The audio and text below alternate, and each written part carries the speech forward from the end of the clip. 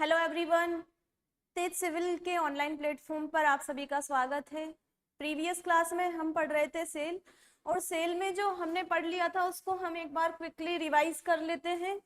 क्या पढ़ा था हमने? हमने पढ़ा था जब हम सेल की स्टडी करते हैं तो वो जो साइंस है उसको कहा जाता है साइटोलॉजी। और इसके बाद हमने देखा जो सेल है उसमें दो पार्ट हमने डिवाइड किया, उसमें था एक आउटर मेम्ब्रेन और एक था प्रोटोप्लाज्म।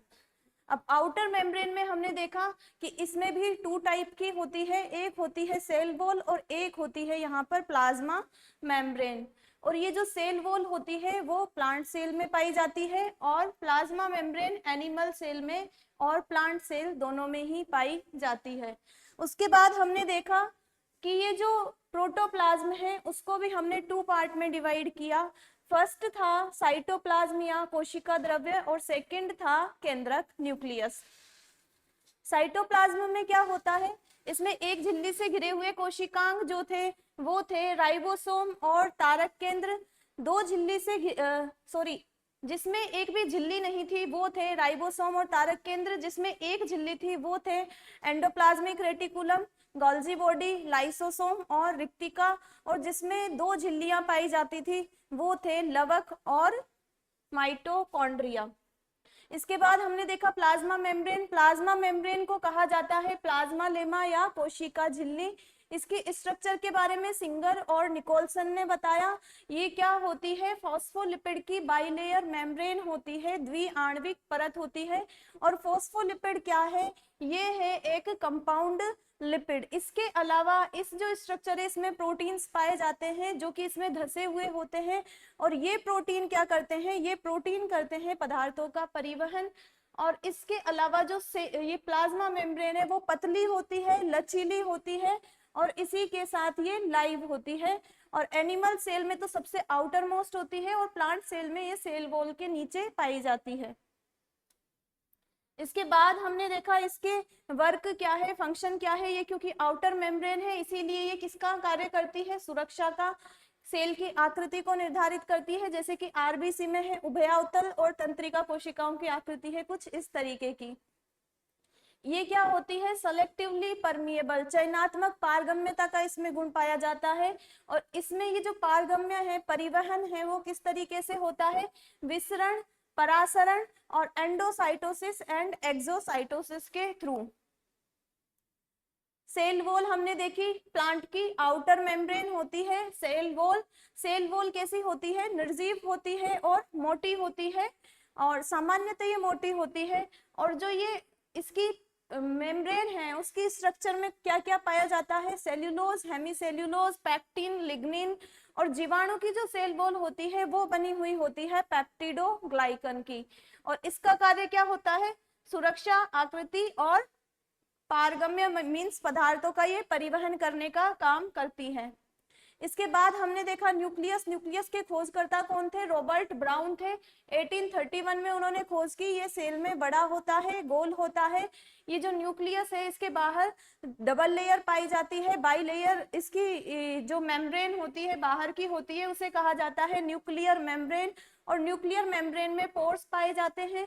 इसके अलावा इसके अंदर न्यूक्लियोप्लाज्म पाया जाता है, केंद्रक द्रव्य। उसमें अमीनो एसिड्स, प्रोटीन और आयन प्रेजेंस होते हैं। इस न्यूक्लियोप्लाज्म में एक धागे नुमा संरचना पाई जाती है, जाल नुमा संरचना पाई जाती है, उसे क्रोमेटिन कहा जाता है। और ये क्रोमेटिन क्या होती है? ये डीएनए और हिस्टोन प्रोटीन से मिलकर बनी हुई होती है। जो डीएनए है वो जेनेटिक मटेरियल होता है। क्या होता है? जब सेल डिवीजन होता है तो ये जो क्रोमेटिन है वही कंडेंस्ड हो जाता है और ये बनाता है हमारा क्रोमोसोम या गुणसूत्र। इसके अलावा ये जो न्यूक्लियस है उसमें पाई जाती है केंद्रिका। और केंद्रिका क्या होती है? इसमें राइबोसोम का फॉर्मेशन होता है। और राइबोसोम किसमें भूमिका निभाता है? राइबोसोम जो होता है वो प्रोटीन संश्लेषण में अपनी भूमिका निभाता है। नेक्स्ट हमने देखा इसके कार्य। इसके कार्य क्या है? कोशिका के सभी कार्यों का नियंत्रण करता है। Controller and director of the cell कौन होता है? न्यूक्लियस। डीएनए का रेप्लिकेशन करता है, आरएनए का सिंथेसिस ये करता है। इसके बाद अंतःप्रद्रवी जालिका एंडोप्लाज्मिक रेटिकुलम। एंडोप्लाज्मिक रेटिकुलम नलिकाओं से बनी हुई एक जालनुमा संरचना होती है। टू टाइप की होती है, रफ एंडोप्लाज्मिक रेटिकुलम और स्मूथ एंडोप्लाज्मिक रेटिकुलम। जो रफ एंडोप्लाज्मिक रेटिकुलम है वो रफ क्यों होती है? क्योंकि उसकी सरफेस पर पाए जाते हैं राइबोसोम, और राइबोसोम क्या करते हैं? प्रोटीन सिंथेसिस का कार्य ये करते हैं। और जो चिकनी अंतःप्रद्रवी जालिका है उनकी सरफेस समतल होती है और ये लिपिड के संश्लेषण का काम करते हैं। इसके बाद हमने एंडोप्लाज्मिक रेटिकुलम के फंक्शन देखे। क्या देखा हमने? कि ये पूरी सेल में पदार्थों का परिवहन करती है, जैसा कि मैंने आपको बताया था। और इसके अलावा ये कोशिका के कंकाल का कार्य करती है और किसका संश्लेषण करती है? लिपिड का और प्रोटीन का। ये हमने कल पढ़ा था। और आज हम क्या पढ़ेंगे? आज हम पढ़ेंगे गोल्जी बॉडी। एंडोप्लाज्मिक रेटिकुलम हमने पढ़ लिया और आज हम पढ़ेंगे गोल्जी बॉडी। गोल्जी बॉडी क्या होता है? ये भी सिंगल मेम्ब्रेन बाउंड स्ट्रक्चर होती है। हमने पढ़ा था जो सिंगल मेम्ब्रेन बाउंड जो स्ट्रक्चर है, endoplasmic reticulum, Golgi body, lysosome और रिक्तिका या वैक्यूल। तो गोल्जी बॉडी क्या होता है? देखिए, हमने देखा था कि जो ये न्यूक्लियस होता है, न्यूक्लियस के ऊपर बाइलेयर मेम्ब्रेन पाई जाती है। ये है हमारा न्यूक्लियस। न्यूक्लियस के बाहर बाइलेयर मेम्ब्रेन है, ये पूरा है न्यूक्लियस। और न्यूक्लियस के बाहर हमने क्या स्ट्रक्चर बनाई थी? अभी जो हाल ही में हम स्टडी करके आए वो थी हमारी एंडोप्लाज्मिक रेटिकुलम, जो हमने कुछ इस तरीके की बनाई थी। एंडोप्लाज्मिक रेटिकुलम जो नलिकाओं की बनी हुई जाल नुमा संरचना होती है और ये क्या करती है? प्रोटीन और लिपिड का सिंथेसिस ये करती है। ये है हमारी ER। यहाँ पे मैं कौन सी बना देती हूँ? Rough ER। दोनों ही होती है लेकिन हम यहाँ पर कौन सी बना रहे हैं? Rough ER, rough endoplasmic reticulum. अब क्या होता है? ये जो रफ एंडोप्लाज्मिक रेटिकुलम है, इसके आगे की ओर, इसी के जस्ट आगे की ओर एक और संरचना पाई जाती है जो होती है कुछ इस तरीके की।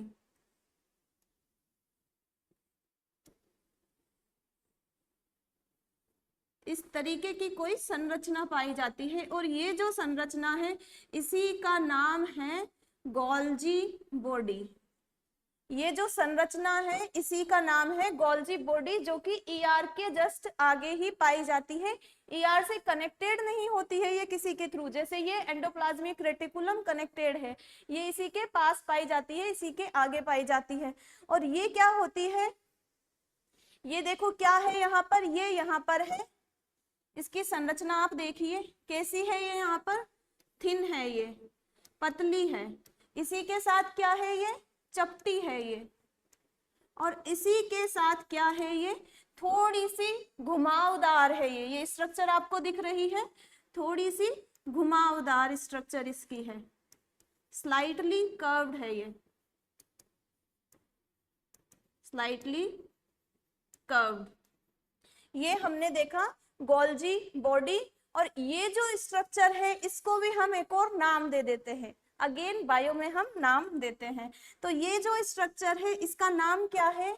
इसका नाम है सिस्टर्नी। सिस्टर्नी इसका नाम है, इंग्लिश में भी इसको ऐसे ही लिखेंगे। अब ये क्या करती है? यहाँ पे क्या है इसके आगे? Endoplasmic reticulum. अब ये एंडोप्लाज्मिक रेटिकुलम में क्या हो रहा था? ये जो राइबोसोम है ये क्या बना रहा था? प्रोटीन। और प्रोटीन मूव करता करता यहाँ तक आया और इसने प्रोटीन को यहाँ पे छोड़ा। और ये जो प्रोटीन है वो कौन ले लेगा? ये प्रोटीन गोल्जी बॉडी ले लेगा। गोल्जी बॉडी इसके अंदर ये प्रोटीन ले लेगा। तो ये प्रोटीन कहाँ पे गया? इसके अंदर गया, फिर इसके अंदर गया। तो क्या कर रहा है ये प्रोटीन को इकट्ठा कर रहा है और प्रोटीन को आगे की ओर परिवहन कर रहा है। फिर इससे ये इसमें गया, देन आगे, और आगे क्या होगा, यहां से आगे क्या होगा, यहां से आगे क्या होगा, ये हम सेल पढ़ रहे हैं, सेल के अंदर की स्ट्रक्चर पढ़ रहे हैं कि कोशिका के अंदर क्या क्या पाया जाता है। तो इसके बाहर क्या होगी, सेल मेम्ब्रेन इसके बाहर होगी, क्या होगी, ये सेल मेम्ब्रेन इसके बाहर होगी। ये मैंने यहां पर बना दी सेल मेम्ब्रेन। अब ये जो सेल मेम्ब्रेन है, इसके थ्रू ये प्रोटीन को बाहर निकालने का काम करेगा। कैसे करेगा, यहाँ पर ये जो गोल्जी बॉडी है वो क्या करेगा, ये कुछ इस तरीके की संरचना बनाएगा, कुछ इस तरीके की घुमावदार ये संरचना बना लेगा। और इस संरचना में ये क्या करेगा, इस संरचना में ये इस प्रोटीन को भर देगा। ये जो प्रोटीन यहाँ पे हमने बनाया, इस प्रोटीन को ये इसमें डाल देगा। क्या करेगा, गोल्जी बॉडी वहां से प्रोटीन लेगा और प्रोटीन को आगे इस तरह की ये बनाएगा संरचनाएं। इनको क्या कहा जाता है, पुटिका। इस तरह की ये संरचना बनाएगा और ये संरचना ऐसे बन जाएगी, बाहर निकल जाएगी, इससे अलग हो जाएगी। और इनमें क्या होगा, इनमें होगा हमारा प्रोटीन। अब इसमें जब प्रोटीन थे, इसमें जब प्रोटीन थे तो ये क्या करता है कि प्रोटीन में अगर हमें कुछ जोड़ना है, घटाना है, प्रोटीन की संरचना में हमें सुधार करना है, तो यहाँ पर क्या प्रोसेस हो जाती है, प्रोटीन यहाँ पर प्रोसेस हो जाता है। प्रोटीन को प्रोसेस करने का भी काम करता है ये। अब ये क्या हुआ, प्रोटीन यहाँ पर आ गया। अब प्रोटीन को कहाँ जाना है, बाहर। तो हमने क्या पढ़ा था, हमने पढ़ा था एंडोसाइटोसिस और एक्सोसाइटोसिस। एंडोसाइटोसिस से तो अंदर आता है और एक्सोसाइटोसिस से जाता है बाहर। तो यहाँ पर क्या होगा, यहाँ पर एक्सोसाइटोसिस के थ्रू ये जो प्रोटीन है वो बाहर चल जाएगी। ठीक, तो यहाँ पर क्या होगा, एक्सोसाइटोसिस। इसी के साथ ये जो प्रोटीन हमने यहाँ पर पैक की है, क्या होगा कि जो समान, जिनका फंक्शन एक है और जिनको एक ही जगह पर जाना है, सेल के बाहर इन प्रोटीन को कुछ फंक्शन करना होगा और फंक्शन करने के लिए इनको कहीं और जाना होगा। तो अगर इनका समान फंक्शन है तो वो एक ही जो पुटिका है उसमें एकत्रित हो जाएगी। समान कार्य करने वाली जो प्रोटीन है वो एक ही पुटिका में एकत्रित हो जाएगी और फिर इस तरह एक्सोसाइटोसिस के थ्रू ये बाहर चली जाएगी। अब क्या है कि इसमें हमें इसके कार्य हम देखते हैं गोल्जी बॉडी के। तो इसका फर्स्ट कार्य हमने क्या देखा, फर्स्ट कार्य इसका हमने देखा कि ये क्या कर रहा है, प्रोटीन को संग्रहित करने का काम कर रहा है और संग्रहित करने के साथ साथ ही ये प्रोटीन को आगे परिवहित करने का काम कर रहा है। प्रोटीन के ट्रांसपोर्टेशन का भी काम कर रहा है, प्रोटीन के संग्रहण का काम कर रहा है और प्रोटीन के ट्रांसपोर्टेशन का काम कौन कर रहा है, हमारा ये गोल्जी बॉडी। और इसी के साथ इसका और फंक्शन क्या है, इसी के साथ ये क्या करता है, ये जो पुटिका बनाई है ऐसी ही ये एक और पुटिका बनाता है और उसके अंदर कुछ एंजाइम भरे हुए होते हैं और इस पुटिका को क्या कहा जाता है, इस पुटिका को कहा जाता है लाइसोसोम। तो ये क्या करता है, लाइसोसोम के सिंथेसिस का कार्य भी ये करता है। इसी के साथ और क्या करेगा, ये हमारी कोशिका में क्या होती है, सेल वॉल होती है और सेल मेम्ब्रेन होती है। तो वो भी किसी ना किसी पदार्थ की बनती होगी। तो उनके जो बनने वाले पदार्थ हैं वो जिन पदार्थों से मिलकर बनती है उनका भी ये एक तरह से उनका परिवहन या उनका संश्लेषण, उसमें भी ये भूमिका अदा करता है। तो क्या होता है, कोशिका भित्ति और कोशिका झिल्ली के बनने में भी इसकी भूमिका होती है। कोशिका भित्ति की और कोशिका झिल्ली, इन दोनों के निर्माण में भी ये भूमिका अदा करता है। तो ये हमने देखा गोल्जी बॉडी। और गोल्जी बॉडी के खोजकर्ता कौन थे, इसके जो खोज इसकी खोज की थी वो इसी के नाम से रिलेटेड है, और इसके खोज करता है हमारे कैमिलो गोल्जी। कैमिलो गोल्जी इसके खोज करता है। तो ये हमने देखा, और इसी के साथ इसका जो फोर्थ फंक्शन है वो क्या है, आपने सुना होगा स्पर्म के बारे में। स्पर्म मीन्स शुक्राणु। शुक्राणु जो होता है, स्पर्म जो होता है, उसके आगे की साइड ये एक संरचना बना लेता है। स्पर्म के आगे की साइड, स्पर्म की जो स्ट्रक्चर होती है उसमें सबसे आगे की साइड क्या करता है, ये एक स्ट्रक्चर बना लेता है, और इस स्ट्रक्चर का क्या नाम है, उस स्ट्रक्चर का नाम है यहाँ पर एक्रोसोम।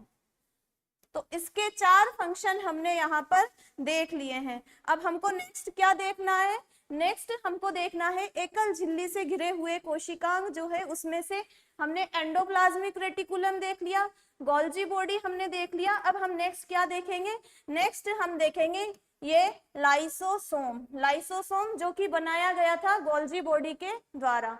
तो हम यहाँ पर देखते हैं लाइसोसोम। लाइसोसोम क्या होता है, सबसे पहले तो ये बनता कैसे है, तो हमने आगे वाली स्लाइड में ही देख लिया कि ये बनता है हमारा किससे, गोल्जी बॉडी से। गोल्जी बॉडी से इसका फॉर्मेशन होता है। और होता क्या है ये होती है कुछ इस तरीके की संरचना जिसमें कुछ पदार्थ भरा हुआ होता है। क्या होती है ये एक छोटी सी संरचना और गोलाकार संरचना। कैसी संरचना है ये, छोटी और गोलाकार, और इसके अंदर जो पदार्थ भरा हुआ है वो क्या है, आगे हमने देखा था, इसके अंदर जो पदार्थ भरा हुआ है वो है यहाँ पर एंजाइम। और ये जो एंजाइम है ये इसमें लगभग 40 प्रकार के एंजाइम इसमें पाए जाते हैं। लाइसोसोम में लगभग 40 प्रकार के एंजाइम पाए जाते हैं। और ये एंजाइम कौन से होते हैं, इन एंजाइम की भी एक प्रकृति होती है, वो होते हैं इसमें हाइड्रोलाइटिक एंजाइम। और ये हाइड्रोलिटिक एंजाइम क्या होते हैं, इसका मीन क्या होता है कि हाइड्रोलिटिक जो एंजाइम होंगे वो क्या करेंगे, ये क्या करते हैं, कोई भी एक मॉलिक्यूल है उसको ये तोड़ देंगे, और इसको तोड़ के इसको एक या अधिक पार्ट्स में डिवाइड कर देंगे।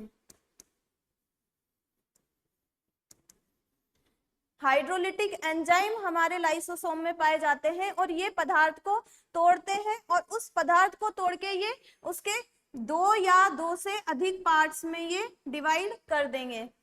ये हमारे हाइड्रोलिटिक एंजाइम होते हैं। और ये जो मॉलिक्यूल है वो कौन कौन हो सकता है, ये मॉलिक्यूल हो सकता है हमारा प्रोटीन, यहाँ पर हो सकता है कार्बोहाइड्रेट, यहाँ पर हो सकता है, इस तरह के पदार्थ यहाँ पर हो सकते हैं। अब इसके जो फंक्शन है वो हम देख लेते हैं, इसके कार्य क्या होंगे।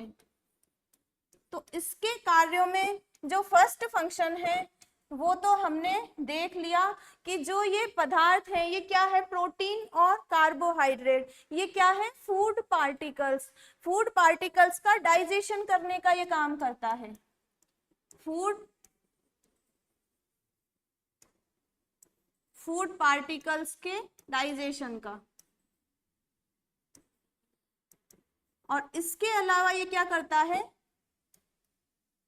सेकंड, अगर हमारी सेल में कोई भी डैमेज्ड कोई संरचना उपस्थित है, कोई भी कोशिकांग है वो हमारी डैमेज्ड फॉर्म में है, तो उसको अपघटित करने का काम भी कौन करेगा, हमारा लाइसोसोम। तो क्या करेगा, ये डैमेज्ड सेल्यूलर स्ट्रक्चर्स को अपघटित करेगा।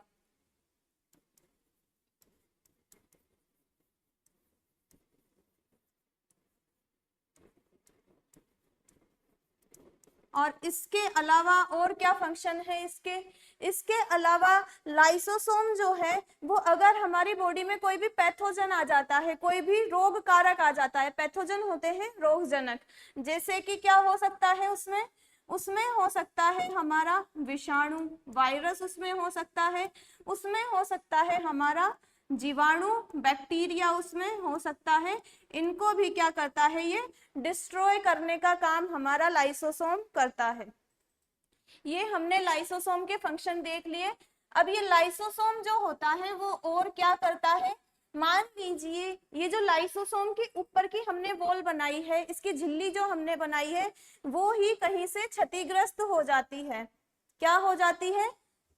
इसकी जो सेल है खुद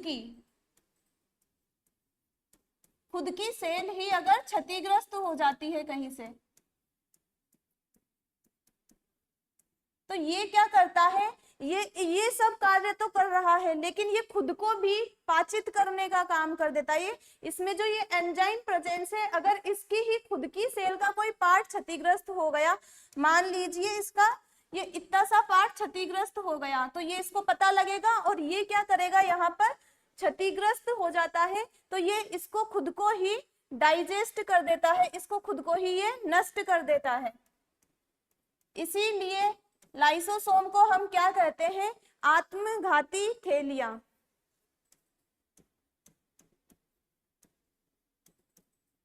आत्मघाती थैलियां इनको कहा जाता है, और इंग्लिश में इनको कहा जाता है सुसाइडल बैग्स।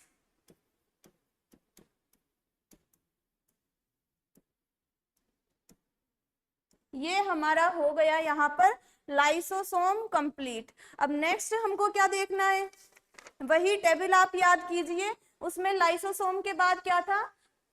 उसमें लाइसोसोम के बाद था हमारा वैक्यूल या रिक्तिका।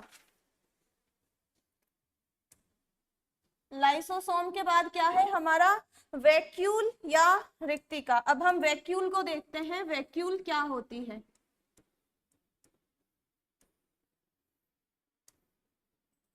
वैक्यूल जो होती है वो होती है कुछ इस तरीके की संरचना। ये मैंने यहाँ पर वैक्यूल बना दी, और इसके अंदर भी कुछ पदार्थ भरा हुआ होता है। वैक्यूल मीन्स रिक्तिका, तो ये रिक्तिका की तरह ही होती है, ये अंदर से रिक्त ही होती है, इसमें वाटर जो कंपोनेंट है वो सबसे ज्यादा होता है। तो ये मैंने रिक्तिका बनाई, इसके अंदर जो पदार्थ है उसमें क्या क्या होगा? उसमें वाटर होगा, इसके अलावा इसमें और क्या हो सकते हैं? इसमें न्यूट्रिएंट्स हो सकते हैं,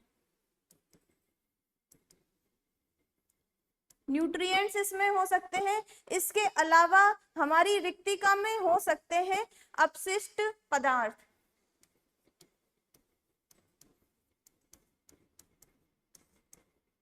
और इसी के साथ इसमें हो सकते हैं हमारे हाइड्रोलिटिक एंजाइम्स। क्या हो सकते हैं? हाइड्रोलिटिक एंजाइम, जो हमने अभी देखे थे।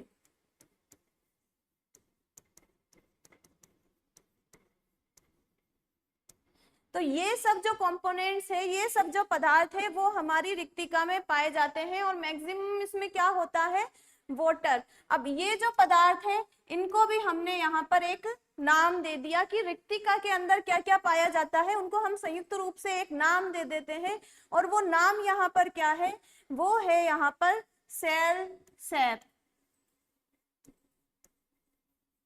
सेल सैप इनको कहा जाता है, कोशिका रस इसको कहा जाता है। और इसकी जो ये झिल्ली है, इसके बाहर की जो आउटर कवरिंग मैंने बनाई है, इसको भी एक नाम हमने दे दिया, और वो नाम क्या है यहाँ पर? टोनोप्लास्ट। तो ये है हमारी रिक्तिका। और रिक्तिका क्या होती है? प्लांट सेल और एनिमल सेल दोनों में हम देखते हैं। प्लांट सेल और एनिमल सेल अलग अलग होती है। प्लांट सेल जो होती है उसमें क्या होता है? ये रिक्तिका आकार में बड़ी होती है, और एनिमल सेल में क्या होगा, ये रिक्तिका या तो होगी यहाँ पर छोटी या यहाँ पर होगी एब्सेंट, अनुपस्थित यहाँ पर होगी। इसके अलावा इनमें क्या अंतर पाया जाता है, प्लांट सेल में क्या होता है, ये यहाँ पर स्थायी होती है, ये यहाँ पर रहती है। एनिमल सेल में क्या होता है, या तो छोटी होती है या अनुपस्थित होती है, ये यहाँ पर अस्थायी होती है, ये होती है रिक्तिका। अब रिक्तिका के फंक्शन क्या है, वो फंक्शन भी हम देख लेते हैं। हाइड्रोलिटिक एंजाइम हमने देखा। अब ये हाइड्रोलिटिक एंजाइम क्या करता है, हाइड्रोलिटिक एंजाइम जो हमने लाइसोसोम में देखा था वो क्या था, breakdown of large molecules, breakdown of large molecules. क्या करता है ये हाइड्रोलिटिक एंजाइम, जो कि हमारी रिक्तिका में उपस्थित है, जो बड़े बड़े मॉलिक्यूल्स होंगे उनको छोटे छोटे मॉलिक्यूल्स में ये तोड़ देगा। इसके अलावा और फंक्शन क्या होता है इसका, इसके अलावा ये क्या करता है, जो हमारी कोशिका होती है उसका परासरण दाब को नियंत्रित करता है। क्या करता है, परासरण दाब को नियंत्रित। अब ये परासरण क्या होता है, इसको इंग्लिश में कहते हैं ऑस्मोसिस। ये हमने आगे देख लिया था कि जल अपनी वाटर जो है अपनी अधिक सांद्रता से कम सांद्रता की ओर अर्धपारगम्य झिल्ली के द्वारा जाता है, तो उसे क्या कहते हैं, परासरण। अब परासरण दाब को ये नियंत्रित कैसे करेगा, हमने देखा कि इसमें जो वाटर है वो सबसे अधिक मात्रा में है, तो कोशिका में अगर पानी की आवश्यकता होगी तो ये पानी को उधर भेज देगी, अगर उसमें ज्यादा पानी होगा तो ये पानी को अवशोषित कर लेगी। तो इस तरह से ये एक बैलेंस बना के रखती है, कोशिका के आंतरिक दाब को बनाए रखती है, आंतरिक दाब को बनाए रखती है। ठीक, अब इसके अलावा और क्या करती है, ये क्या करती है, सेकंड थर्ड फंक्शन इसका क्या है, हमने एक फंक्शन इसका यहाँ पर देख लिया। ये क्या करती है, कोशिका को कठोर बनाए रखती है। कठोर कैसे बनाएगी, अब कोशिका को कठोरता प्रदान करती है, उसकी कठोरता को बनाए रखती है। देखिए आप, ये जो रिक्तिका है उसमें क्या है, वाटर प्रेजेंस है, इसमें जल उपस्थित है। अब आप एक फुटबॉल की कल्पना कीजिए, फुटबॉल में क्या होती है, उसमें एयर भरी हुई होती है। अब एयर भरी हुई है इसीलिए वो हमको एक गोलाकार संरचना में दिख रही है। मान लो उसमें से थोड़ी सी भी एयर हम निकाल देते हैं तो उसकी संरचना क्या होगी, डिस्टर्ब हो जाएगी, उसका जो सर्कुलर शेप है वो वहां पर नहीं रहेगा। इसी प्रकार जो ये रिक्तिका है उसमें वाटर कंपोनेंट है, और वाटर कंपोनेंट है इसीलिए ये सेल को कठोरता प्रदान करने का काम करती है। आप फुटबॉल के एग्जांपल से इसे समझ सकते हैं।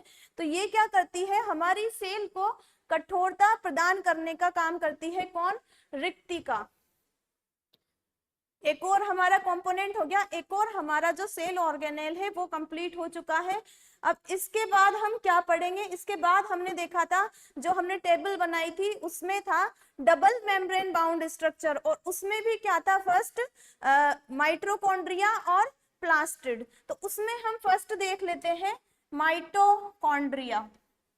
क्या देख लेते हैं, माइटोकॉन्ड्रिया। माइटोकॉन्ड्रिया तो आपने बचपन से ही पढ़ा होगा, क्या होता है माइटोकॉन्ड्रिया, कोशिका का पावर हाउस जिसे हम कहते हैं। तो माइटोकॉन्ड्रिया की खोज को हम सबसे पहले देखते हैं। इसकी खोजकर्ता कौन है, कॉलिकर। इसकी खोज किसने की, कॉलिकर ने।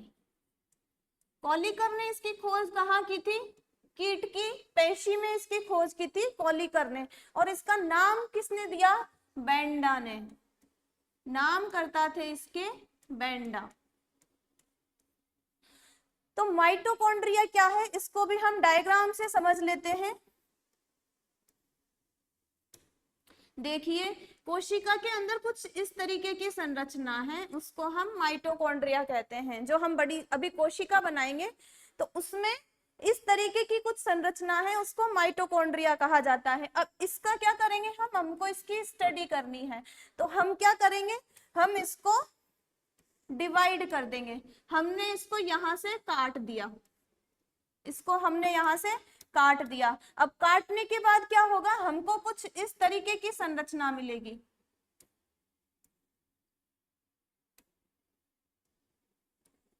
हमने इसको काटा और हमको कुछ इस तरीके की संरचना मिलेगी। काटने के बाद हमको कुछ इस तरीके की संरचना मिलेगी, क्योंकि पहले तो ये पूरा गोल था, अब हमने काट दिया तो हमको कुछ इस तरीके की संरचना मिलेगी। और इसमें ये जो हमको सबसे बाहर कवर दिख रहा है, सबसे बाहरी जो इसका आवरण है वो क्या है, यहाँ पर outer membrane, outer membrane, outer membrane है। और हमने क्या देखा था, माइटोकॉन्ड्रिया में डबल लेयर पाई जाती है। इसी के साथ आउटर मेम्ब्रेन के साथ इसमें क्या होगी, एक इनर मेम्ब्रेन, अंदर की साइड भी इसमें एक ऐसी ही झिल्ली होगी। लेकिन उस झिल्ली में क्या होगा, उस झिल्ली में कुछ इस तरीके की संरचना पाई जाएगी, अंगुलीनुमा संरचना उसमें पाई जाएगी। ये झिल्ली में बना रही हूं और झिल्ली में ही कुछ अंगुलीनुमा संरचना इसमें उपस्थित है। ठीक, तो ये क्या है, ये है यहाँ पर inner membrane, inner membrane, outer membrane then inner membrane. और ये जो हमने अंगुलीनुमा संरचना यहाँ पर बनाई, इसका भी हम एक नाम दे देते हैं। हम हर किसी का यहाँ पर क्या दे रहे हैं, नाम, और वो नाम ही इंपॉर्टेंट है और वो नाम ही आप सबको याद करने हैं। तो ये जो अंगुलीनुमा संरचना मैंने यहाँ पर बनाई, finger like structure, finger like, finger like structure. और ये फिंगर लाइक स्ट्रक्चर, इसको क्या कहा जाता है, इसको कहा जाता है क्रिस्टी, क्रिस्टी इसको कहा जाता है, और हिंदी में भी इसको कहा जाता है क्रिस्टी। और इसकी संरचना हम देखें तो इसमें क्रिस्टी के ऊपर भी कुछ इस तरीके की संरचना पाई जाती है, तो हमको इतना डिटेल में यहाँ पर नीड नहीं है। तो इसके ऊपर भी कुछ इस तरीके की संरचना पाई जाती है, हर क्रिस्टी के ऊपर। उनको कहा जाता है ऑक्सीजोम या F1 कण, but there is no need of that. तो हमने यहाँ पर देखा आउटर मेम्ब्रेन और इनर मेम्ब्रेन। इनर मेम्ब्रेन पे है फिंगर लाइक स्ट्रक्चर, और फिंगर लाइक स्ट्रक्चर का हमने नाम दिया क्रिस्टी। इसी के साथ क्या होगा, इसके अंदर की साइड कुछ पदार्थ भी भरा हुआ होगा, इसके अंदर की साइड भी कुछ पदार्थ भरा हुआ है। और ये जो पदार्थ यहाँ पर भरा हुआ है, इसको कहा जाता है मैट्रिक्स,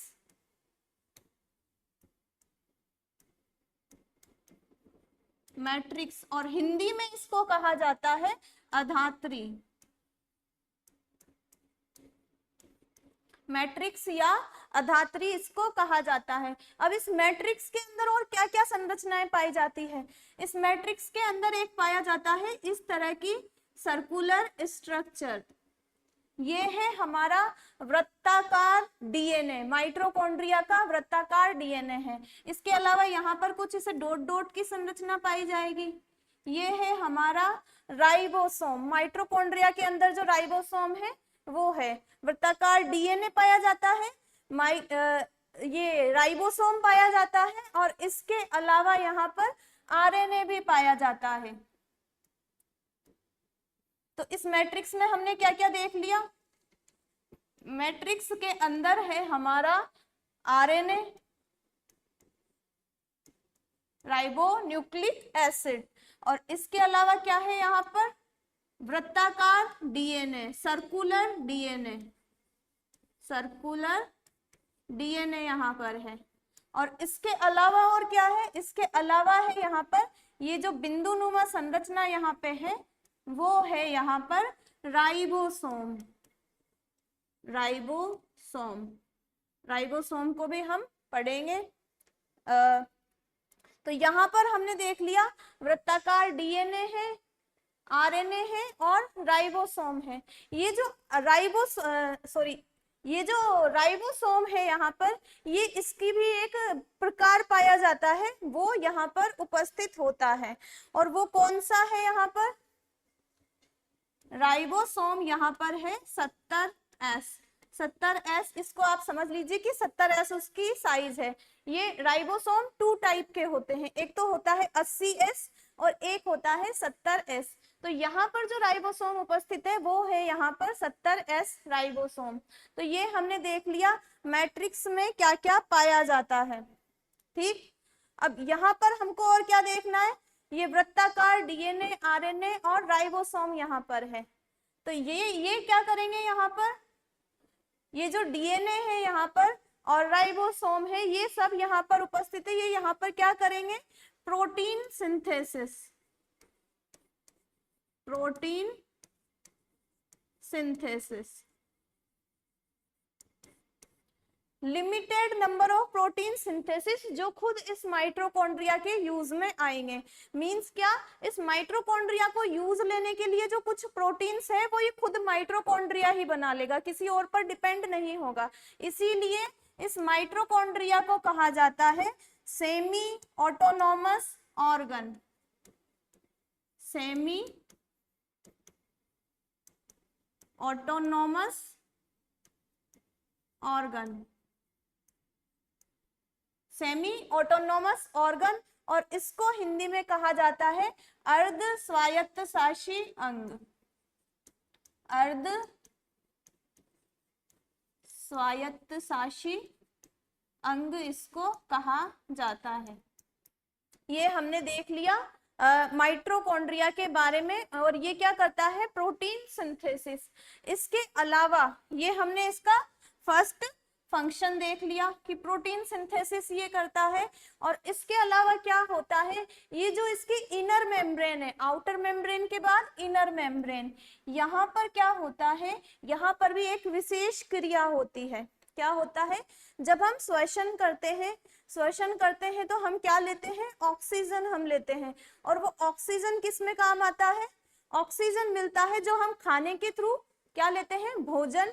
और उसको हम किस में कन्वर्ट करते हैं? ग्लूकोज में कन्वर्ट करते हैं। तो वो ग्लूकोज और ऑक्सीजन मिक्स होकर जो आगे क्रिया होती है उसके द्वारा हमारे शरीर को मिलती है ऊर्जा। तो हम जो भोजन करते हैं, जो श्वसन करते हैं, उसके द्वारा हमारे शरीर को ऊर्जा मिलती है। और वो ऊर्जा जो बनती है वो कहाँ पर बनती है? वो इस जगह पर बनती है। कहाँ पर बनती है? इस जगह पर बनती है। तो यहाँ पर क्या होता है? इस जगह पर होता है हमारा कोशिकीय, क्योंकि ऑक्सीजन लेते हैं हम इसमें, कोशिकीय श्वसन। और इसके थ्रू यहाँ पर क्या बनती है? इसके थ्रू यहाँ पर होता है एटीपी का फॉर्मेशन। और क्योंकि इसमें माइटोकॉन्ड्रिया में क्या हो रहा है? एटीपी का फॉर्मेशन, इसीलिए माइटोकॉन्ड्रिया को कहा जाता है power house of the cell.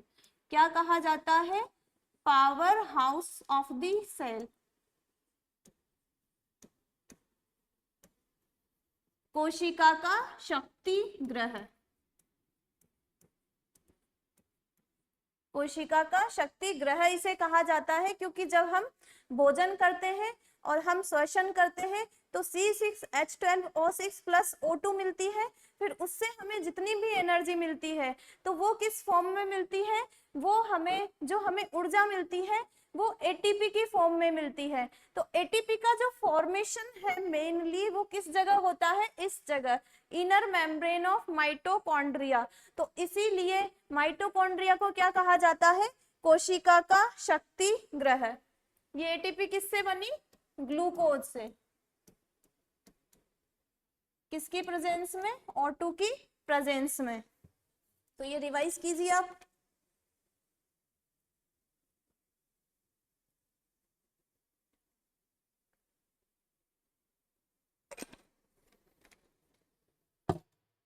Next हमको क्या देखना है? डबल मेम्ब्रेन बाउंड स्ट्रक्चर हम देख रहे थे, माइटोकॉन्ड्रिया हमने देख लिया। नेक्स्ट स्ट्रक्चर हमको देखनी है प्लास्टिड, प्लास्टिड को क्या कहा जाता है? लवक। तो सेकंड जो है डबल बाउंड मेम्ब्रेन में वो है हमारा लवक, और इसको कहा जाता है प्लास्टिड। ये लवक क्या होता है? ये जो प्लास्टिड होता है वो ओनली और ओनली पाया जाता है एनिमल सेल में। अभी आपको समझ में आ जाएगा कि क्यों ही ये एनिमल सेल में पाया जाता है। Only in animal cell. देखिए जो प्लास्टिक होते हैं वो क्या होते हैं, ये भी 3 टाइप के होते हैं। प्लास्टिड मीन्स आपने क्लोरोफिल का नाम सुना होगा, क्लोरोप्लास्ट का नाम सुना होगा, तो वो एक तरीके से क्या है, प्लास्टिड के ही अंदर आते हैं।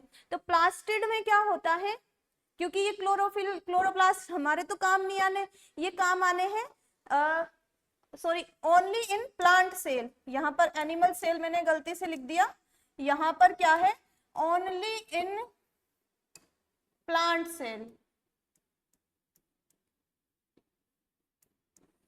जो लवक है प्लास्टिड है ओनली इन प्लांट सेल में पाया जाता है, क्योंकि जो क्लोरोफिल क्लोरोप्लास्ट ये सब काम है वो कौन करता है, इनके थ्रू प्रकाश संश्लेषण का काम हमारा प्लांट करता है।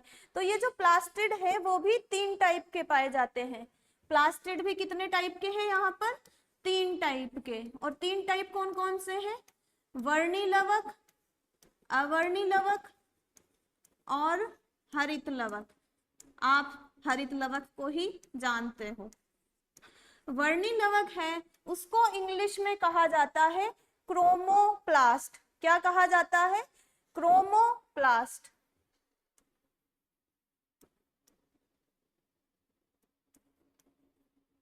क्रोमोप्लास्ट। जो अवर्णी लवक है उसको कहा जाता है ल्यूकोप्लास्ट, ल्यूकोप्लास्ट। और जो हरित लवक है उसको आप सबको ही पता है, उसको कहा जाता है क्लोरोप्लास्ट। ये तीनों नाम भी आप याद कर ले, क्रोमोप्लास्ट, ल्यूकोप्लास्ट और क्लोरोप्लास्ट। जो ये वर्णी लवक है उसमें क्या होगा, उसमें कौन से कलर आएंगे, हरे रंग के अलावा, क्योंकि हरा रंग हमने नीचे ले लिया, हरित मीन्स हरा, तो हरे रंग के अलावा जितने भी रंग होंगे वो किस में आएंगे, हमारे क्रोमोप्लास्ट में आएंगे।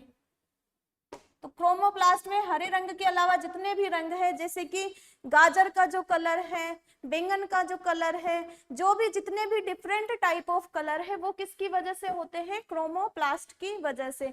ल्यूकोप्लास्ट का एग्जांपल देखें तो आलू, आप देखिए आलू जो कि अवर्णी लवक उसमें होता है। क्रोमोप्लास्ट क्या सॉरी क्लोरोप्लास्ट क्या होता है, जिसकी वजह से हमारे प्लांट कैसे होते हैं, हरे रंग के। ये हमने देख लिया। अब हमको क्या देखना है, हमको इसकी स्ट्रक्चर भी देखनी है थोड़ी थोड़ी, कि ये जो प्लास्टिड है वो किस तरीके का होता है, क्योंकि हमको सेल के बारे में पढ़ना है।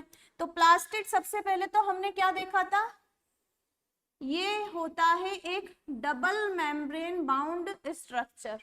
डबल मेम्ब्रेन बाउंड में वही outer membrane then inner membrane. अब इसके अलावा इसमें और क्या होगा, इसके अलावा इसमें कुछ पदार्थ भरा हुआ होगा, और इस पदार्थ में भी माइटोकॉन्ड्रिया की तरह यहाँ पर भी पाया जाता है वृत्ताकार डीएनए, आरएनए और 70S राइबोसोम। क्या पाया जाता है, वृत्ताकार डीएनए यहाँ पर पाया जाता है, आरएनए यहाँ पर पाया जाता है, और इसके अलावा 70S राइबोसोम यहाँ पर पाए जाते हैं। 3 चीजें क्या, सर्कुलर डीएनए, सर्कुलर डीएनए यहाँ पर पाया जाता है, आरएनए यहाँ पर पाया जाता है, इसके अलावा 70S राइबोसोम, 70S राइबोसोम यहाँ पर पाए जाते हैं। और ये क्या करते हैं, यहाँ पर वृत्ताकार डीएनए आरएनए ये यहाँ पर प्रोटीन सिंथेसिस का काम करते हैं। क्या करेंगे, protein synthesis. Limited number of proteins, जो कि कौन काम में ले लेगा, खुद हरित लवक या क्लोरोप्लास्ट या प्लास्टिड उसको काम में ले लेगा। इसीलिए माइटोकॉन्ड्रिया की तरह ही इसको हम क्या कहेंगे, सेमी ऑटोनोमस ऑर्गन। क्या कहेंगे इसे हम, सेमी ऑटोनोमस ऑर्गन।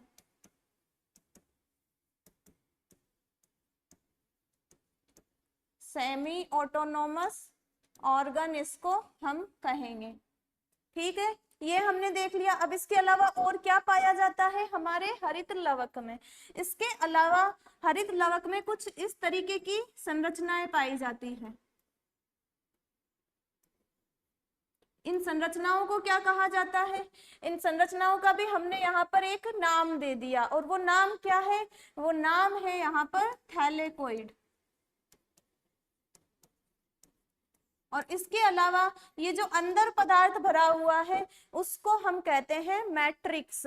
जैसे कि हमने कहां पर नाम दिया था, माइटोकॉन्ड्रिया, सॉरी मैट्रिक्स नहीं, इसको कहा जाता है स्ट्रोमा। माइटोकॉन्ड्रिया में तो हमने कहा मैट्रिक्स, और यहाँ पर क्या है, स्ट्रोमा। स्ट्रोमा को हिंदी में कहा जाता है पीठिका, लेकिन आप इंग्लिश वर्ड ही याद रखें।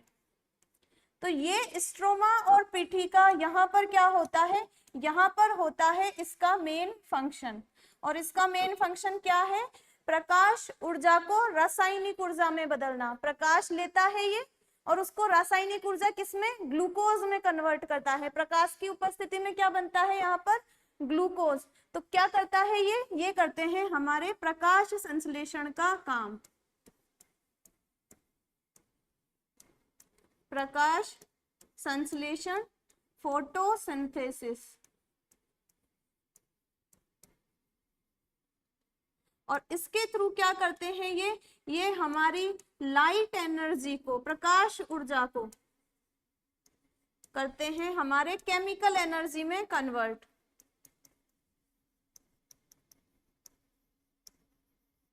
प्रकाश ऊर्जा को रासायनिक ऊर्जा में परिवर्तित करने का काम हमारा कौन करता है, ये हमारा प्लास्टिड या क्लोरोप्लास्ट।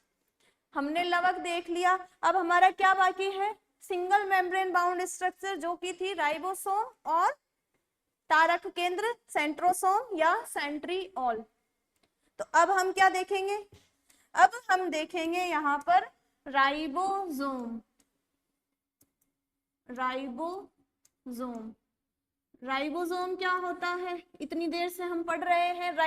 राइबोसोम जो है हर जगह पर ही आ रहा है, हर कहीं ही आ रहा है, लेकिन हमें पता ही नहीं है ये होता क्या है। तो ये जो राइबोसोम है ये हमने पहले ही देख लिया है कि ये क्या होता है, मेम्ब्रेन इसमें नहीं पाई जाती है। मेम्ब्रेन इसमें नहीं होती है।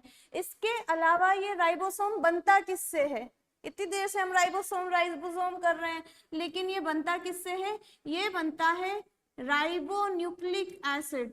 राइबोन्यूक्लिक एसिड से, प्लस राइबोन्यूक्लिक एसिड, और यहां पर क्या पाया जाता है, protein. Ribonucleic acid RNA. RNA और प्रोटीन से मिलकर हमारा कौन बना हुआ होता है, राइबोसोम हमारा बना हुआ होता है। अब ये राइबोसोम हमने क्या देखा, 70S राइबोसोम अभी देखे। तो क्या होता है कि हमारी सेल होती है 2 टाइप की, एक होती है प्रोकैरियोटिक सेल, एक होती है यूकैरियोटिक सेल। तो यहां पर हम देख लें प्रोकैरियोटिक सेल, और दूसरी कौन सी होती है हमारी यूकैरियोटिक सेल। अब इनमें डिफरेंस क्या होता है ये तो मैंने पहले भी बताया है, लेकिन एक बार बता देती हूँ। जो प्रोकैरियोटिक सेल होती है उसमें केंद्रक नहीं पाया जाता है। नहीं पाया जाता है इसका मतलब ये नहीं है कि उसमें डीएनए नहीं पाया जाता है, उसमें उसका जेनेटिक मटेरियल होगा, लेकिन वो मेम्ब्रेन से बाउंड नहीं होगा। जैसे कि यूकैरियोटिक सेल में जो अपन ने अभी केंद्रक पढ़ा, इसके पहली वाली स्लाइड्स में अपन ने जो केंद्रक पढ़ा वो कौन सा था, यूकेरियोटिक सेल का केंद्रक, और उसमें क्या थी, बाहर की साइड एक मेम्ब्रेन। तो प्रोकैरियोटिक सेल और यूकेरियोटिक सेल में केंद्रक में ये डिफरेंस होता है कि उसमें तो ओनली न्यूक्लियोइड पाया जाता है, उसकी जो संरचना है डीएनए है उसको क्या कहा जाता है, न्यूक्लियोइड, और यूकेरियोटिक सेल में सुविकसित केंद्रक वहां पर पाया जाता है। इसके अलावा राइबोसोम में भी यहाँ पर डिफरेंस होता है, राइबोसोम भी अलग प्रकार के पाए जाते हैं। प्रोकैरियोटिक सेल जो है वहां पर 70S राइबोसोम पाए जाते हैं। 70S इसके आकार से आप ले लीजिए, S मीन्स अवसादन गुणांक होता है। तो इसको आपको ज्यादा डीप में नहीं जाना है, बस ये याद रख लीजिए कि ये जो प्रोकैरियोटिक सेल है उसमें 70S राइबोसोम पाया जाता है, और यूकेरियोटिक सेल में पाया जाता है 80S प्रकार का राइबोसोम। तो ये हमने यहाँ पर देख लिया, प्रोकैरियोटिक सेल और यूकेरियोटिक सेल में जो राइबोसोम है वो कैसा होता है। इसके अलावा ये राइबोसोम पाया कहाँ पर जाता है, कोशिका में। तो कहाँ पर पाया जाता है ये, एक तो हम अभी आगे ही देख के आए हैं, कौन सी जगह हमने क्या पढ़ी थी, rough endoplasmic reticulum. Rough endoplasmic reticulum की बाहर क्या थे, राइबोसोम। तो ये कहाँ पर पाया जाता है, ईआर की सतह पर। और इसके अलावा और कहाँ पर पाया जाएगा ये, इसके अलावा ये पाया जाता है हमारे कोशिका द्रव्य में, साइटोप्लाज्म में। एक तो पाया जाएगा ईआर में और एक कहां पर पाया जाएगा, ये हमारे साइटोप्लाज्म में। और इसका फंक्शन क्या होता है, फंक्शन तो हम राइबोसोम का हर कहीं ही देख रहे हैं कि क्या फंक्शन करता है हमारा राइबोसोम। हमारा राइबोसोम करता है कार्य प्रोटीन सिंथेसिस। प्रोटीन सिंथेसिस में इसकी भूमिका होती है, प्रोटीन सिंथेसिस में इसकी भूमिका होती है, किसकी, राइबोसोम की। तो ये है हमारा राइबोसोम के बारे में छोटा सा जो भी हमको मैटर इसमें पढ़ना था वो। अब राइबोसोम के बाद हमें और क्या देखना था, जो कि था जिसमें मेम्ब्रेन प्रेजेंस नहीं थी, और वो क्या था, राइबोसोम के बाद हमको देखना था सेंट्रोसोम या सेंट्रियोल। सेंट्रोसोम या सेंट्रियोल, ये क्या होते हैं, सेंट्रोसोम या सेंट्रियोल। क्या होता है, हमारी जो कोशिका है उसमें एक बेलनाकार संरचना पाई जाती है। सेंट्रोसोम और सेंट्रियोल क्या होते हैं, हमारी कोशिका में पाई जाती है एक बेलनाकार संरचना, और वो बेलनाकार संरचना दो होती है जो कि एक दूसरे की क्या होती है, 90 डिग्री कोण पर। सेंट्रोसोम या सेंट्रियोल को हम देख रहे हैं, हमारी कोशिका में बेलनाकार संरचना पाई जाती है, और वो जो बेलनाकार संरचना है वो नंबर में 2 होती है, और किस तरीके से होती है, एक दूसरे के लंबवत।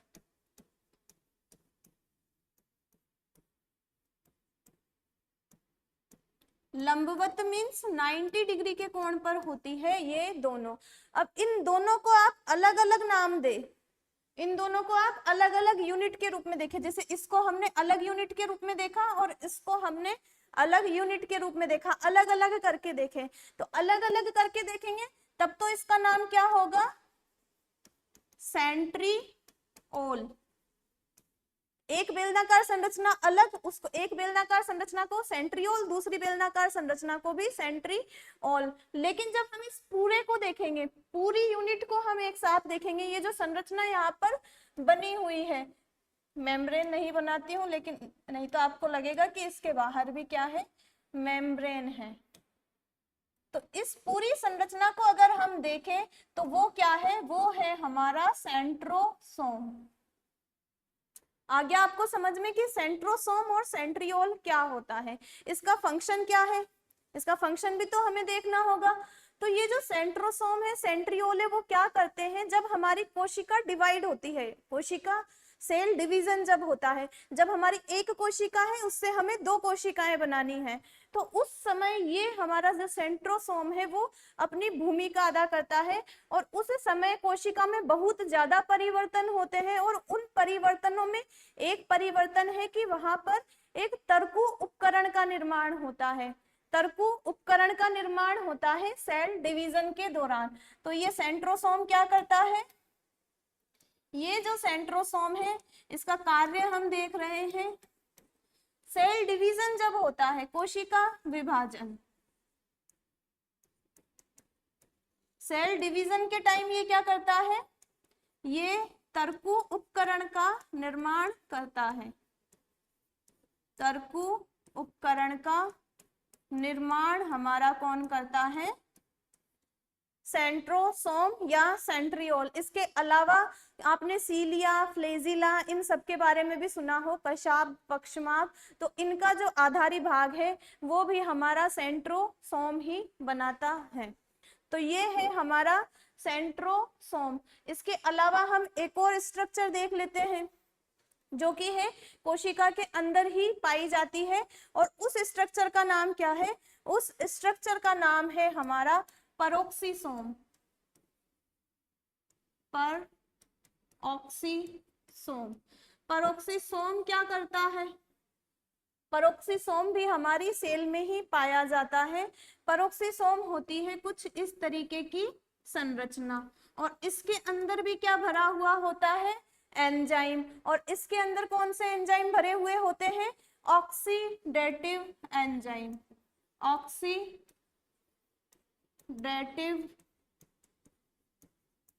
एंजाइम। ये सारी चीजें बहुत ज्यादा इजी है, बस आपको इनके जो टर्म्स हैं वो याद करने हैं। तो इसमें कौन सा भरा हुआ होता है, ऑक्सीडेटिव एंजाइम। और ये ऑक्सीडेटिव एंजाइम क्या करता है, ऑक्सीडेशन रिएक्शन करता है हमारी कोशिका में। Oxidation reaction. इसके अलावा क्या करता है, हमारी कोशिका में कोई भी विषाक्त पदार्थ, हमारी बॉडी में, ऑल ओवर हमारी बॉडी में कोई भी विषाक्त पदार्थ आ जाता है, बॉडी या फिर बॉडी के अंदर तो हमारी सेल है ही सही, तो बॉडी में अगर कोई भी विषाक्त पदार्थ आ गया तो उस विषाक्त पदार्थ को भी ये बॉडी से बाहर निकालने का काम करता है। तो ये है हमारा परोक्सीसोम, और इसमें भी क्या है, सिंगल मेम्ब्रेन। सिंगल मेम्ब्रेन है हमारे परोक्सीसोम में। तो ये ऑलमोस्ट जितने भी कंपोनेंट्स थे जो कि सेल में पाए जाते हैं वो सब हमारे लगभग कंप्लीट हो चुके हैं। मेन जो आरएस के अकॉर्डिंग इम्पोर्टेंट है वो हमने कर लिए हैं। तो आज की क्लास में हम इतना ही करते हैं इन सब में। तो आज की क्लास में जो जो पढ़ा है उसको एक बार रिवाइज कर लेते हैं। क्या पढ़ा है आज की क्लास में हमने, सबसे पहले हमने देखा गोल्जी बॉडी। गोल्जी बॉडी को हिंदी में कहा जाता है गोल्जी काय।